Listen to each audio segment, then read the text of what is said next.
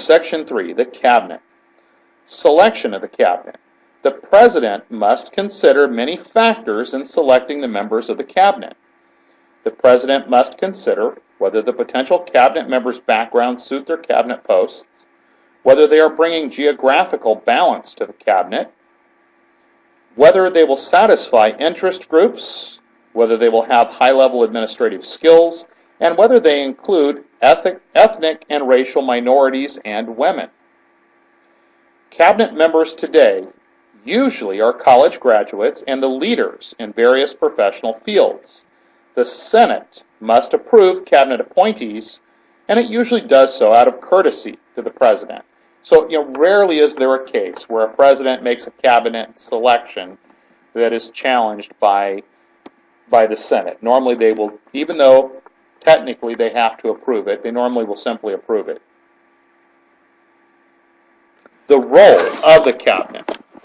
Cabinet members are the heads of the executive departments.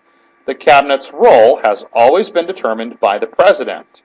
Modern presidents usually have not depended on the Cabinet for advice and decision-making, but have turned to White House staff and close friends as their advisors. Certain Cabinet members, the Secretaries of State, Defense, and Treasury, plus the Attorney General, form the inner Cabinet and influence the President's decisions on matters related to their department's areas of interest. Factors limiting the Cabinet's role.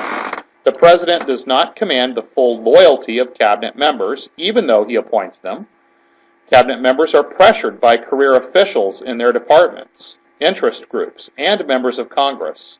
This pressure may result in disagreements between the Cabinet over the President's policies and plans. With 14 Cabinet members, actually now it's 15, it is difficult to maintain secrecy in matters the President considers sensitive. The President may not know and trust all of the Cabinet members, or all the members of the Cabinet, because the President must weigh so many factors in appointing them. Section 4, the Executive Office. The Executive Office of the President, or the EOP, was created in 1939 by Congress. The EOP has grown rapidly for three reasons. Presidents keep adding new agencies to it as problems arise. Presidents want experts nearby to advise them about complex issues, and federal programs sometimes require special staff to coordinate the efforts of several executive departments and other agencies working together. More executive office agencies. The Office of Management and Budget, or OMB, is the largest agency in the EOP. It prepares the national budget that the President submits to Congress each year. The National Security Council advises the President and helps coordinate the nation's military and foreign policy. The Council of Economic Advisors helps the President formulate the nation's economic policy. Presidents add and sometimes eliminate agencies to the EOP to help carry out policy. The White House Office. If the President appoints White House staff without Senate confirmation, the White House office has become the most important part of the executive office of the President. The White House staff performs whatever duties the President assigns them, such as gathering information and providing advice on key issues, ensuring that the executive departments and agencies carry out key directives from the President, presenting the President's views to the outside world, and deciding who and what information gets through to the President. Chapter 9, Presidential Leadership. Our chapter objectives summarize the historical changes in the powers of the presidency, describe the 7 major roles of the President, and evaluate the leadership qualities important to the success of a President. Constitutional powers. The Founders recognized the need for a strong executive branch to overcome weaknesses of the Confederation government and to hold the legislative branch in check. Article 2 grants the President broad but vaguely described powers. He heads the executive branch and is commander-in-chief. conducts foreign policy, and has judicial powers. Informal sources of power. Presidents have added to their powers by their actions. For example, Theodore Roosevelt declared his intent to do anything the needs of the nation required if such action was not expressly forbidden by the Constitution. During national crisis, presidents like Abraham Lincoln, Franklin D. Roosevelt, and George W. Bush greatly expanded the powers of the presidency as the federal government dealt with the dangers facing the United States. Modern presidents claim their ideas and policies represent a mandate from the people, and they use all forms of mass media to build support for their ideas. Limits of presidential power. The Constitution gives Congress the power to limit presidential authority by overriding a veto or implementing and removing the president from office for a clear abuse of power.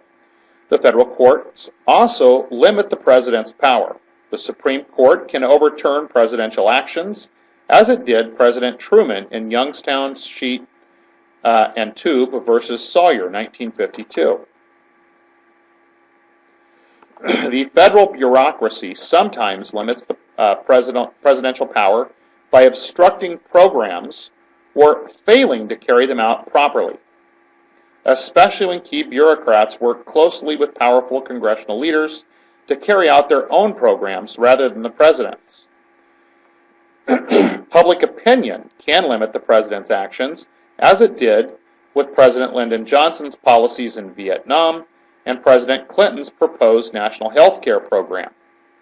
And we're also, right now, we're kind of at a point where public opinion maybe kind of limits the president's power.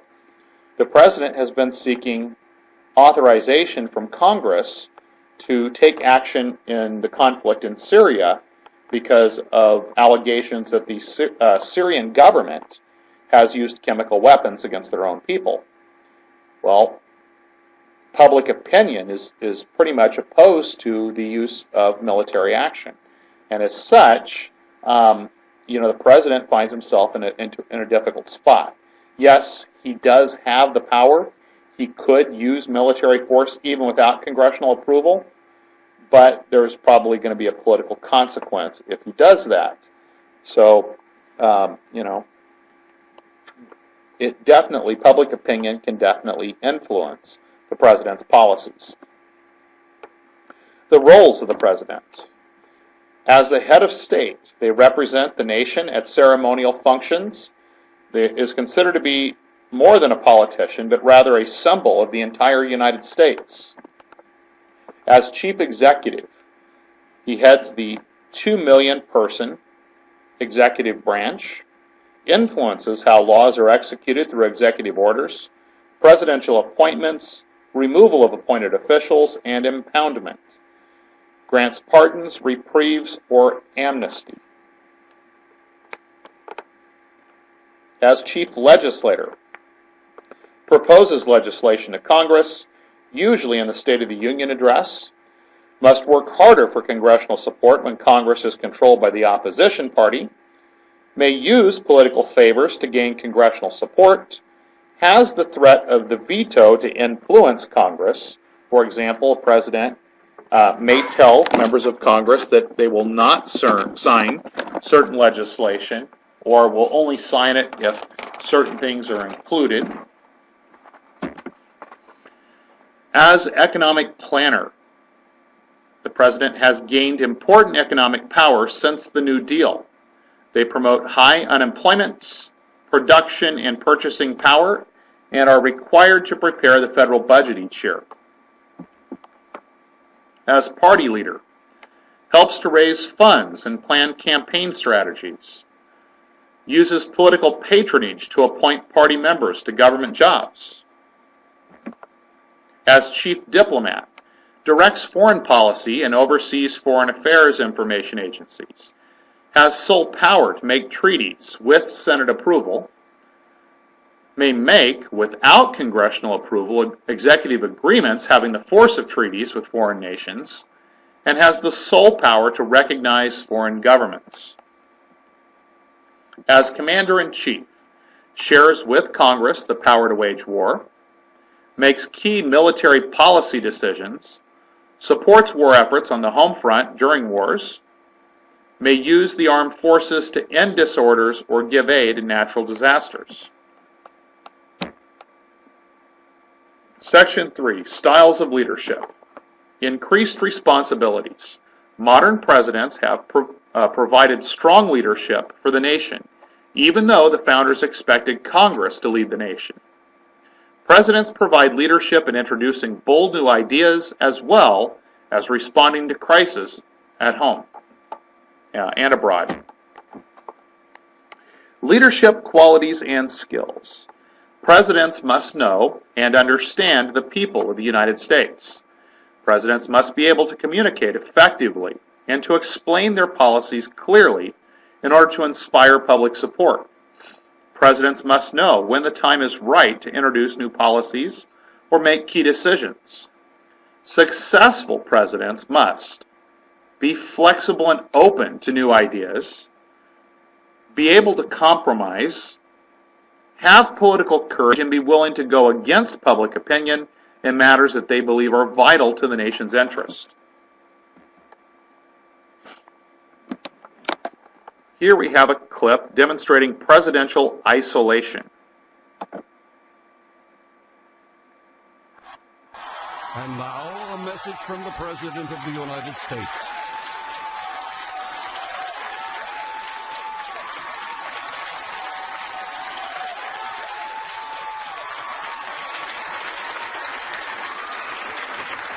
Hello, my fellow Americans.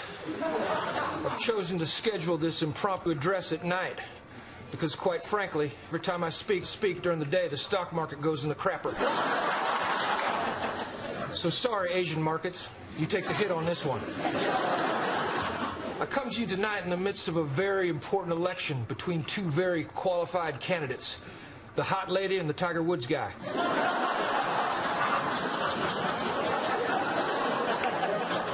Both candidates are heavily patriotized and display much characterization. And yes, I did have 3 Xanax and a silver bullet about a half hour ago. I'm out of here in a few months, so screw it.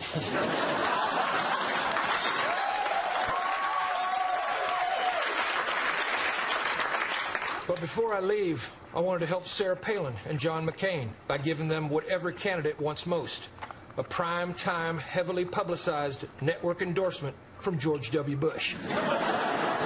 Hey, don't pinch yourself, John. You are awake. Now, I tried to do this several months ago, but somehow it kept getting pushed to a written press release or a shouted sentence as I walked to the helicopter. I began to suspect that they didn't want my endorsement to be too public. But now, with the country on a big upswing and my numbers on the rise, I thought it was time to give a proper, large-scale, much love to McCain and Palin. What? Really? Why didn't you tell me that, Jeff?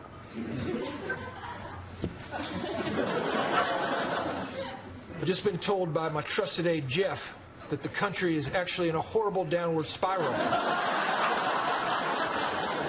And that my approval numbers are lower than ever. That one's on me. 4 months ago, I declared the Oval Office a bummer-free zone. So...